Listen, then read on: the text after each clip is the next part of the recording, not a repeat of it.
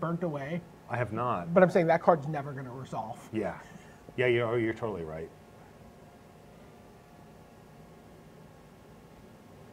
Yeah, Crater's Claws looks ridiculous. Randy, what do you got over in the red zone? Yeah, I've been watching Day 9, Sean Plott build. He's got an Abzan Oh, build. you're happy. The Abzan, you know what it is about Abzan for me? It's Raid, which is really just black-white. I mean, it's not Outlast, which is the real Abzan mechanic. But Right. the fact that Raid is so easy to trigger. Yeah, the Raid goes into red. So, but if you look at his deck, he's got 2 Mardu Skull Hunters in his 2-drop slot. He's got 2 Mardu Horde Chiefs. So maybe it's Mardu that I really like. It somehow, though, it's really your black-white, and then what's your other gold cards? Anyway, Sean's deck has a lot of this Raid. It's really easy to turn on. The Skull Hunter you're going to see a lot of. This is a format, I think, where you got to hold your extra lands, because your opponent is going to attack you with some random, like, 0-4 that doesn't do anything, and then all of a sudden, 1 and a black for a 2-1, and you have to discard a card. It's like the best Ravenous Rads ever. And it's a warrior. I actually see, and Sean, yeah, there he goes. He just put 3 different copies of Chief of the Scale into his deck. There's a ton of warriors in this set. And, you know, it may not be obvious at first glance, but, like, all the creatures that you want to be warriors, once you get one of these uncommon guys, like, there's Chief of the Edge, Chief of the Scale, 1 pumps power, 1 pumps toughness. You're like, yeah, oh, my 0-4 for 1 is a warrior, and, you know, my 1-1 Death Touch guy is a warrior. There's a lot of warriors in this set. I really like this deck. What he needs, though, is he needs 1-drops. Because the thing you really want to do with Mardu Skull Hunter is you want to play it on turn 2. Right. And I haven't studied this pool, but I mean, you got to look. Yeah, he's got the Disowned Ancestor up there in his 1-drop slot. Maybe Ruthless Ripper's the Death Touch one? no, the Death Touch guy is white base. I don't remember which one Ruthless Ripper is. I thought Ruthless Ripper was the Morph Death Touch. Oh, the Morph Death Touch, right? Yeah. Right. I'm But you thinking can there's also a, play for 1, right? which you can also play for 1. Yeah. That seems like a fine card. Those two need to get into this list, and then this deck looks pretty good. A couple of Abzan guides to unmorph. Does he have a timely Horde mate? I haven't noticed a Tidely Hornmate yet. Because that you could do some really sick stuff with the Mardu Skull Hunter, and get it in there. You know, it trades, and then you're like, oh, Raid is triggered. Let me play my Tidely Horde mate and bring my Mardu Skull Hunter back, and sort of start chaining your raids together. Yeah, I think Raid, it's going to show up in Mardu. I think that it's really Mardu and Abzan are going to be fighting over the Raid cards, is I think what's actually going to happen, because they're so good. Horde Chief might be one of the better commons in the set, so anybody with white is going to like that guy. But it's really Mardu and Abzan who are going to be fighting over it. Yeah, I see the Disowned Ancestor. Yeah, there's some really nice stuff here in this pool. But he took Disowned Ancestor out of the main. Might jump back. It doesn't down look there. as good.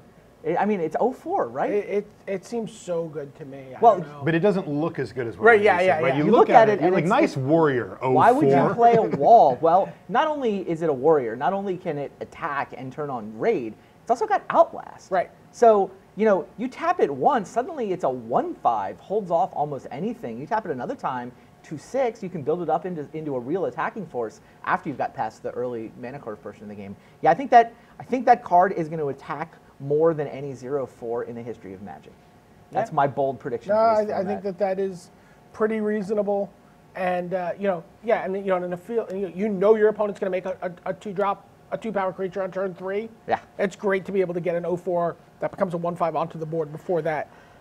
And so many people are going to slump in their chair when they get attacked by an 0-4, and they know that they're going to now start figuring out. Start looking at which land what they don't need. What do I discard to the Skull Hunter?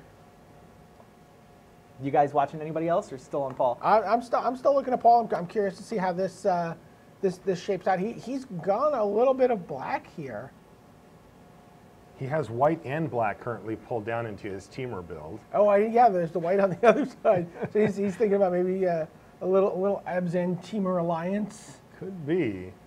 I mean, he does have a lot of mana fixing up there, but this might be a little bit ambitious. We'll see. He gets a throttle, which is a nice removal spell. Solid removal spell. Yeah, 5 mana. Combat trick, though. Like yes, it is an instant. So they unmorph something. You're like, great, you've sunk 6 mana into that. Well, your 6/7's actually just a, 2/3 or whatever, yeah. Yeah. Oh, looks like Paul does have that treasure cruise up there. Attaboy. All aboard. The value boat's leaving the hull here. I love that card. Couple of Savage Punches. Force Away seems like a great card to me. It's pretty good, yeah. Especially where people are going to be sinking, 5 or 6 mana, into unmorphing your creature. Morph creatures, pick that up. Or like maybe they've outlasted for 4 turns in a row and now can finally attack you, and you're just like, yeah, go away. Yeah.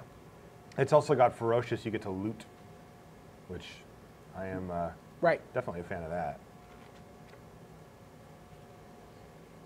Yeah, it's also a nice sort of tension between that and Disdainful Stroke. A lot of people are playing their expensive cards. They're like, well, I could play this face up, but I want to play it face down in case you have Disdainful Stroke, and you can counter target spell that costs 4 or more. Right. And you're like, okay, now I'll unmorph, and you're like, oh, sorry, I actually have Force Away. Bounce it. And it's the same mana cost, yeah. So Paul has it narrowed down to 30 cards here, so we'll let him keep working on it. Randy, who do you have? I've been looking at Frank Lepore, who chose to open Jeskai, a pre-release pack. And what's the rare you're hoping for if you're opening a Jeskai pack? I think I want the 3/3 Vigilance, Haste, and Flyer. Mantis Rider? Mantis Rider. Yeah, that's the one that's the one Frank has. Oh, sitting there very right nice. on top of his 3-drop slot. Yep, there you see the Mantis Rider sitting on top of the 3s. He's, of course, got everything divided up by converted mana cost. Jeskai Ascendancy, too. Yes. Really, you guys are excited. I'm excited about Herald of Anafenza. Explain that one to me. So Herald of Anafenza is the 1-drop. So, A, turns on raid for your turn 2 plays. Sure. If you want that. But what it also has is Outlast 2 and a white. And whenever you use the ability, whenever you activate the ability, you put a 1/1 white flyer token into play. Okay, so that is exciting. That's a rare, right? Yeah, it is a rare. That's a rare. That's a rare. I don't want to see too much of that guy. That card seems sweet. And they're warriors, too? Yeah. I was going to call it Keldrod Outpost, but that only made soldiers. This is better. Yeah, that card just seems terrific. I mean, that card seems like, that card seems standard worthy to me. Could be. The 2 and a white's a little prohibitive, but I like the fact that it's a 1-drop. Just imagine it coming in out of the sideboard in certain matchups and just being like, oh, okay. Yeah, the fact that Outlast is a sorcery sometimes make those a little clunkier. Might rather do that on their turn and construct yes. But you're right. It's definitely. Yes, I would like to open up all my presents 2 days before Christmas, too. All right, well said. Ooh, Valley Dasher is going to see a lot of play in the 2-drop. Now there's an interesting card on the far right there, Dead Drop. It costs 10 mana, but it's got Delve, so you can put a big dent in that converted mana cost, and it says target player sacks 2 creatures. That's not what it says. What does it says? Barter and Blood you. Yeah. Barter and Blood you. That's a bad trade. I don't like how you barter, Brian David Marshall. I'm not interested in trading with you anymore. For the record, not actually a Jeskai card. Frank's thinking about splashing for it. Yeah, we've got Paul thinking about splashing over here. I wonder if that's correct. So one thing that you'll notice about these Delve cards is that, especially that one that has 10, is you really do need ways to force cards into your yard. Like, you're not just trading off an occasional creature and resolving a sorcery here and there to get up to 10, generally speaking. He's also got the Scavenger. The Scavenger's the one I think you can just get away with, I traded off a couple of creatures, and suddenly I have a 4-mana 3/3 flyer. That's totally reasonable. It's also, by the way, a warrior. The Scavenger is? The Sultai Scavenger is a bird warrior. Oh, that's weird. Yes, it gets pumped its power and its toughness. This whole warrior thing is becoming very prominent. It's bigger than you think. Yeah, for sure. So Scavenger is a 3/3 flyer for 5 and a black with Delve, so you can cast it for cheaper. Yeah. Super solid card, though. Yeah, but that one, like, having the Scavenger and the Dead Drop is rough, though, right? Because if you draw both of them... If he draws both, he can realistically cast one or the other during the course of the game. I have found something I'm interested in looking at. Mr. Tom Ross of the Sultai clan. Okay. Let's see what you found. So, I see the Sultai Ascendancy, which is a never-ending stock of cards in your graveyard for your Delve. You sort of dig through your library. You look at the top 2 cards, you can put them back in any order in your upkeep, or put any number of them into your graveyard. So you can just start like ripping through, go, I'm just going to dump these 2 lands, draw a card, and fuel my Delve. He also has the Necropolis Fiend. That might even be the pre-release card for that clan. That guy's great. Again, 7 BB for a 4/5 flyer doesn't sound like a great deal. But when you add Delve and you put it into a clan where you're able to put a lot of cards into your graveyard, scout the borders. There's a card that makes you discard 2 cards. You make your opponent discard 2 cards, and then you mill 2 cards. So you start just sort of incrementally yeah, building you up start the building yard. up Yeah. to that, yeah. I see the treasure cruise is floating around over there too. Nobody can resist the booking that particular ticket. And it's great in a deck like this. And this Yeah, is what you absolutely. want. This is a deck that's going to be able to cast. One thing I'm curious about, if you look down at the bottom, you'll see that he's got a woolly Loxodon down there and a glacial stalker, I believe it's called. And these are both sort of not real flashy, right? Like we're talking about morph cards that have morph for 5 that turns into a 4/5 and morph for 6 that turns into a 6/7, but they don't have any other abilities. You know what? I think that those are going to end up being really important cards in the format. I think that, yeah, they might not jump out at you as some flashy 3-color bomb, but I think that they're going to end up being like the snakes, you know. Woolly Loxodon is a haymaker Yeah. when you unmorph it. Randy, what do you got on in the red zone there? I got Mariah Pagliocco's deck. She's also playing Abzan, but it wasn't the Abzan stuff. So I look at the 5-drop, and first thing I saw on the 5-drop is what might be the best delve card in this set, Murderous Cut. This thing... Destroy target creature. Destroy target creature, I mean, 4B, sure, looks like a limited card, right? But Delve, that I think is definitely going to get played in Constructed. Right. That is a super cheap, just It's an destroy instant, yeah, anything. yeah. That is the removal spell that you want for your Constructed deck. Is that but a then, Siege Rhino? look above the Murderous Cut. Oh, Wingmate no. Rock. Oh no! Not that Wingmate guy. Rock is 3W, 5 mana. You get a 3/4 flyer. Whenever your 3/4 flyer attacks, you gain life for everybody that's attacking. Pretty solid card, right? Yes, I would play that in a heartbeat. Absolutely. Oh, by the way, Raid, you get another 3/4 flyer. Yeah, if you want to have some fun with your friends, describe this card to them, and then when they ask what rarity it is, say uncommon. Yeah. But it's in fact a mythic rare. Yeah, right? it is in fact mythic. It is 2 different 3/4 flyers. Pretty much, like Raid is easy enough to turn on. You can just think of it as 2 different 3/4 flyers. I would Made throw bird. away any creature on my board at almost any time to get an additional 3/4 flyer. Like, that's just ridiculous. Yeah, and- She's also got Siege Rhino there. Yes. Yeah, Siege Rhino, another nice rare, on color Abzan. Wow, her deck looks good. The banner to make the mana work. She's got a Sandstep Citadel hanging out over there, Windswept Heath. Yeah, this is a great pool. I'm really excited about this deck. And she's got kind of a mix of some Raid, some Warrior stuff, some Outlast. There's not a big theme there. I think the theme here is just powerful, Raw broken power, stuff. yeah. The creatures in particular are just all individually outstanding. Yeah, the +1/+1 counter thing that's running around through Abzan, jury's still out in my mind. How can you get all of those cards into one deck? Or is it just kind of like, okay, the individual Outlast cards got Yeah, because like, we've seen that there's one that grants trample to creatures that have +1/+1 counters, and Right. there's one that grants reach. well, and one that grants flying. She's got the Abzan Falconer. And the Flyer, yes. The Falconer gives everybody flying. The Jeskai Student, I think, is the one that gives everybody first strike. So, like, with Outlast, if you've got a bunch of guys with +1/+1 counters, they're also giving each other these special abilities. And then there's other cards that can refer to those things as well. Ivory Tusk Fortress is the rare you want in this deck. Okay. 5 mana for a 5/7 elephant, and then untap each creature you control with a +1/+1 counter Sick. on it during each other player's untap step. Yeah, there Oh, you go. so you actually get to Outlast. Yeah. Just loading up. You You get get to counters Outlast and then block. Inlast. Wow, that's really good. Very nice. By the way, I just want to come over here and take a look at Paul, what Paul's ended up doing. He has tightened this deck down. I think he's got looked like 24 cards here. This may be down to 23 now. 14 creatures, 18, 20. Yeah, this is 23 cards right now. You see, And he is straight up teamer here. straight up teamer. Looks like he put the banners away. Rolled them up. No, he's up on 24. 2 teamer banners sitting in But the he's been board. going back and forth on that tracker there. He does have good mana. Yeah, I mean, the weakest card here to me, maybe the Jeskai Elder, but I like the Jeskai Elder. I mean, I don't think it fits in this deck very well, though. yes, when you're talking about building a deck, it's in context. Right. I like Scion of Glaciers, by the way. Sitting there in his sideboard. Where is that? Up at the top Yeah, there? that's the 2 UU 2/5 elemental.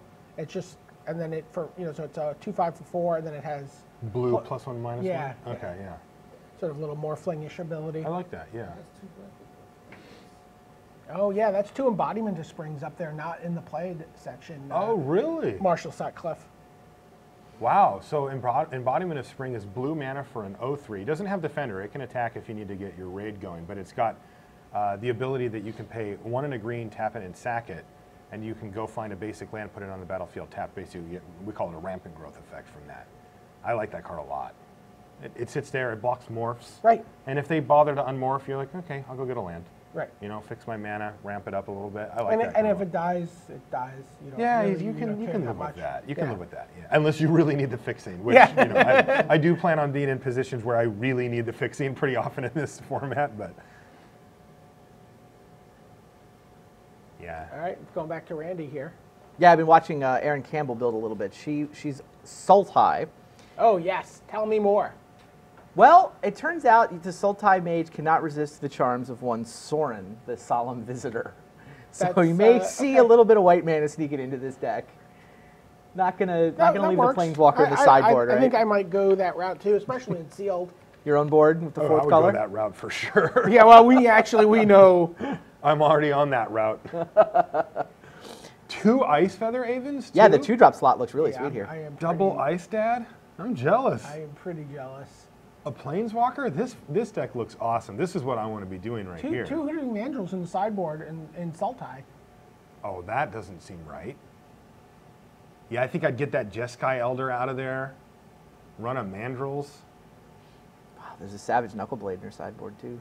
Sultai Soothsayer is a card I am looking forward to casting many, many times. Is that the 2/5? That is the 2/5. So when it comes into play, you look at the top 4 cards of your library, you put one of those cards in your hand, and then you draw the other 3 cards by putting them in your graveyard. Yes. or you know, maybe it's a Dark dark Ritual. It's a Yeah, Dark Ritual, like you yeah. can look at it different ways, but you certainly are going to get value out of that card on you know, got- coming and going. It's going right into the Spider Spawning Commander deck. I mean, it should already, like, we should sneak up to the 4th floor here and try to snag one of those. This Woolly Loxodon is worth keeping an eye on, by the way. When you're attacking into a morph and you're wondering, like, what's the biggest thing? What's they're the gonna flip worst thing over? that could happen? Right. Turns Right. out, at common, if they have 6 mana, they can flip over a 6/7. Yeah. You know, your 6/6 can just get eaten.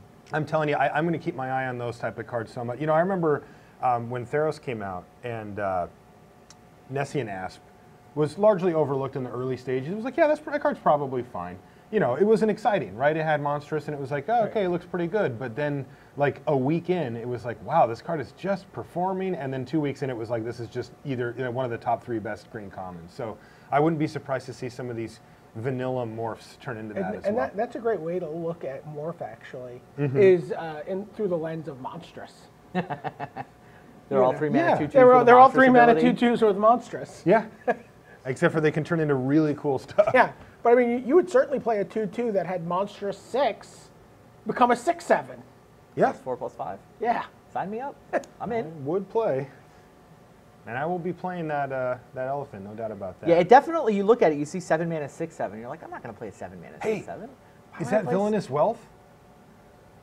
Yeah, in the 3-drop slot. Yes, that's it is. the Oh. that's the Genesis Wave U card, right? Yeah, it's super cool. So it's Sultai and X, and what you get to do is reveal the top X cards of an opponent's library, and then you can cast any of the spells in it for free as long as they're X or less. That's unfriendly. Oh, it is. It is disturbingly unfriendly, and it is super I mean, cool. do you think you'd feel at least a little bad doing it? No. I would not. The only either. time I'd feel bad is if I had to fire it off for like only 3. That's when I'd feel bad. Oh, I hope that we get to see that thing fired off on the stream here today, because that is such a cool card.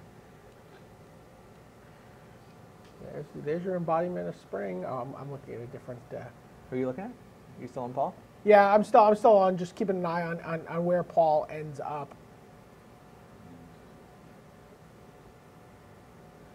Looks like Erin's, she's really trying out a whole bunch of different builds here. I see a couple of Sultai banners there.